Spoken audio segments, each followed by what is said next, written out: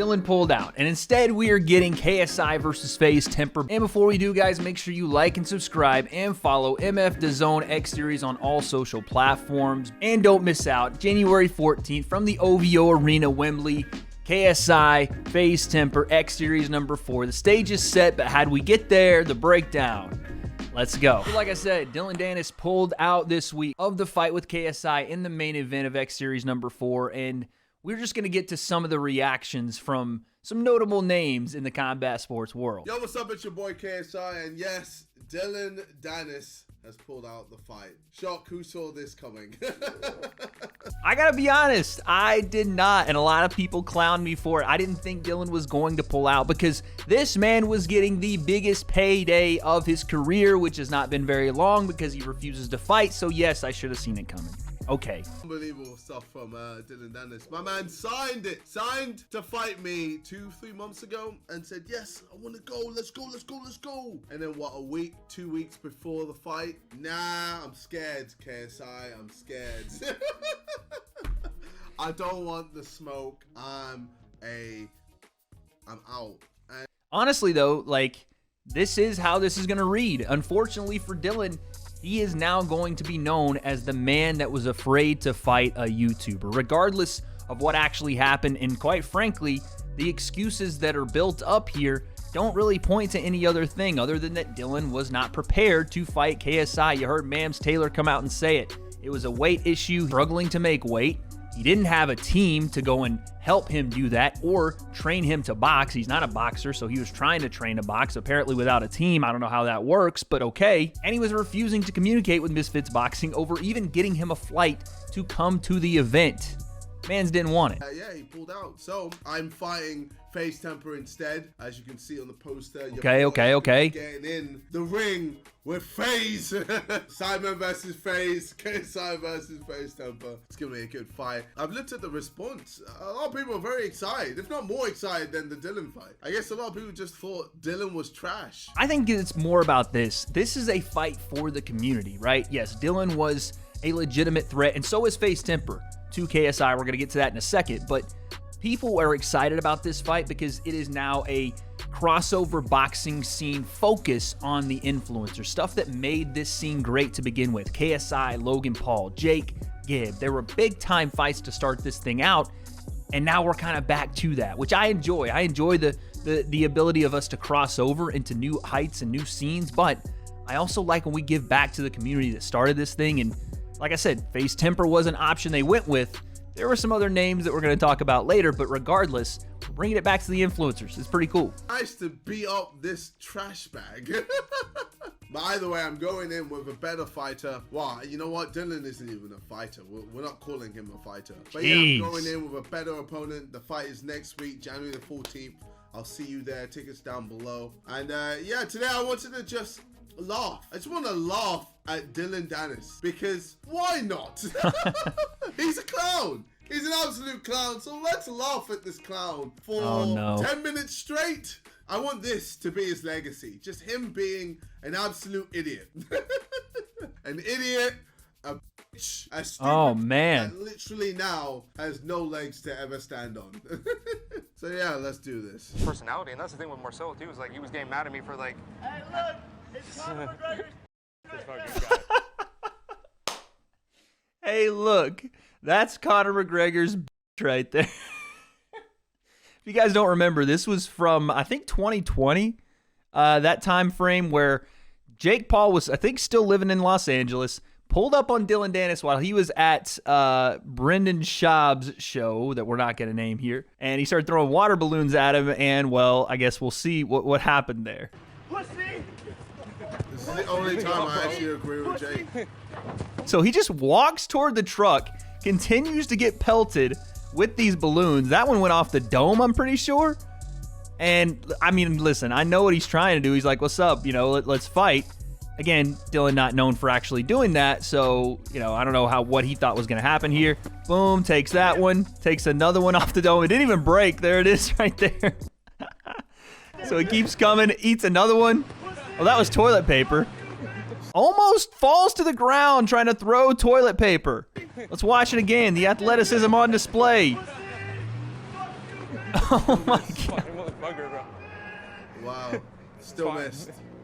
That fine, was one of the worst toilet throws I've ever seen in my life. Oh. Why does Dillon get caught in these situations where he just, I don't understand. He looks so goofy and silly, and unfortunately for him, it happens a ton. This happened then.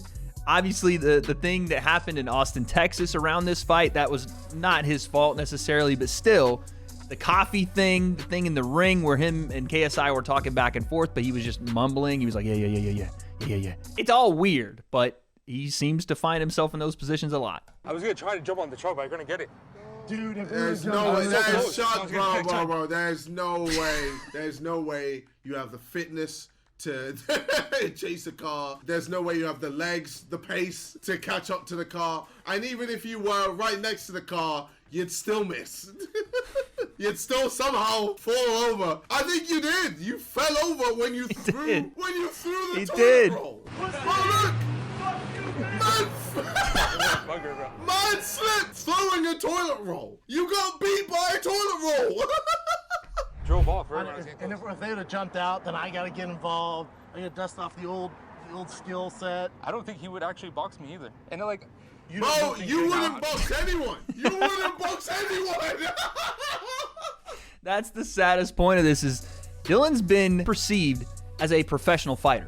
Like, he is supposed to be a professional fighter. He fights for Bellator, fights in MMA professionally. And for him to not only now pull out on KSI, but I don't even know if you consider him a professional fighter more so than a professional non-fighter at this point.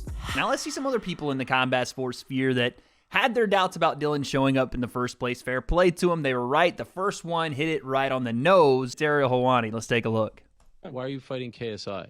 because I'm gonna make a fucking bag to fight a YouTube. Well, what's a bag? Tell us. It's a lot. I told you, it's more. When I Seven figures?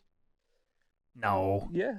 No. Nah, come on. Look at Nah, Ariel knew that was some BS. I thought Dillon was probably going to make, actually, I know Dillon was going to make some high six-figure numbers, probably like $500,000, maybe around that number, to make this fight, which would have been, by the way, the biggest in his career ever.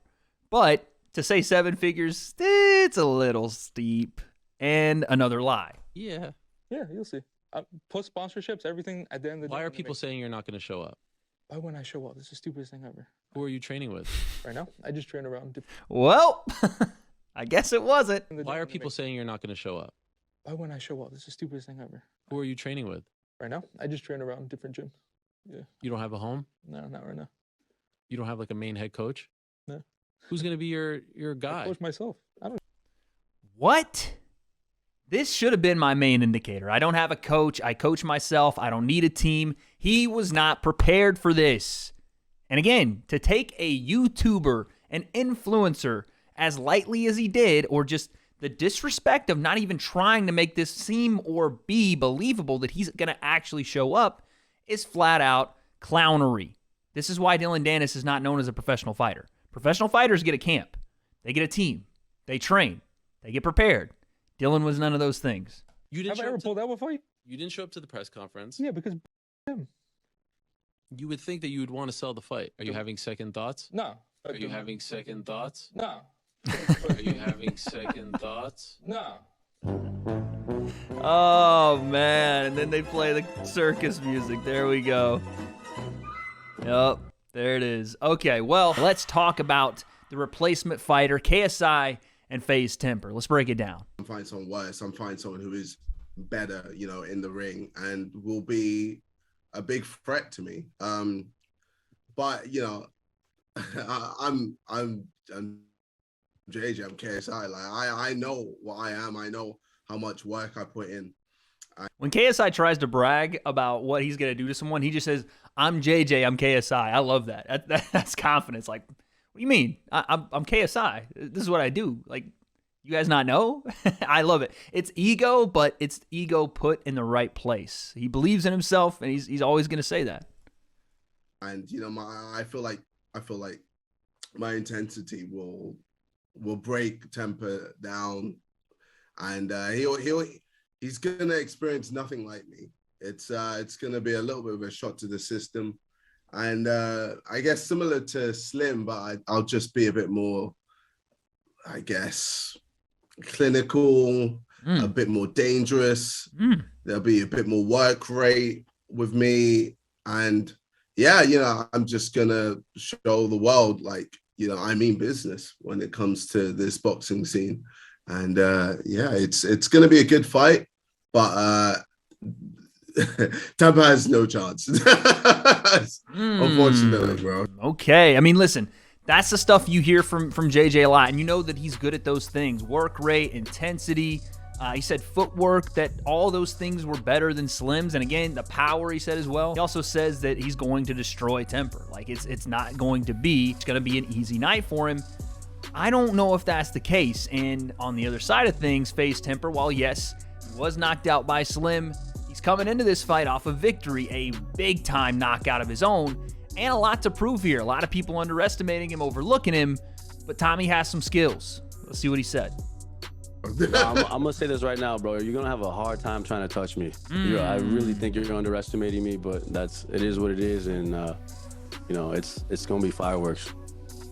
It's interesting that Tommy says you're going to have a hard time touching me. Tommy has been known in his past fights, you know, the Kenny fight, to be a little more slick on the defensive side. And Slim exposed some things that Tommy, I'm hoping, has worked on since then. But if he is better defensively in this fight than he was in the Slim fight, this can get interesting. This fight can potentially be a more competitive fight than even the Dillon Danis fight would have been, because of the improvements Tommy has made in a short term since the Slim fight. That's all I'm saying. We're going to have to see on fight night. But Temper saying things like, you're not going to be able to touch me, makes me think he studied JJ for a long time. So the man has had his eyes on KSI for a very long time. Yeah, I mean, yeah, but Slim. I hear you. Listen, he caught me on my worst day, bro. That's what it was. We're gonna run it back, and it's gonna be. That's why I'm excited. I'm gonna be fighting you on your best day, but I just don't think it's gonna be enough, bro, for you to take me down. I'm a scary guy. I mean, clearly, as you can see, if the amount of people keep pulling out, people don't want to face me. People don't want to fight me. So yeah, it's gonna be very tough for you, man. But you know, I fully respect you. You know, there's no like bad blood or anything. I'm just coming in to show the world that, you know, I mean business. And then, you know, after we're gonna just shake hands. But that's fair, man. That's fair. You know what I'm saying? There's respect there, but the way that KSI phrases it, like, if Slim beat you this way, how do you think I'm going to deal with you? I'll tell you this right now. Combat sports math doesn't always add up. One matchup and one victory against said matchup is not always the same when a different fighter is put in that same position. So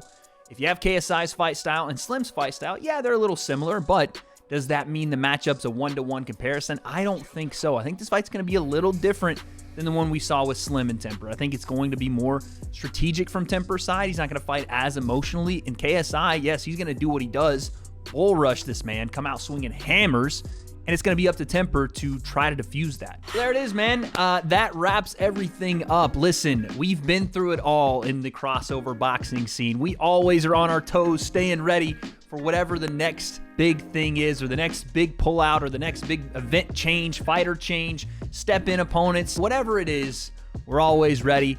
And Misfits and DAZN X Series number 4. Now we are starting fight week. No better time to catch up with Extra Loud. This is episode 2. It's been your boy Wade. I will see you guys next time.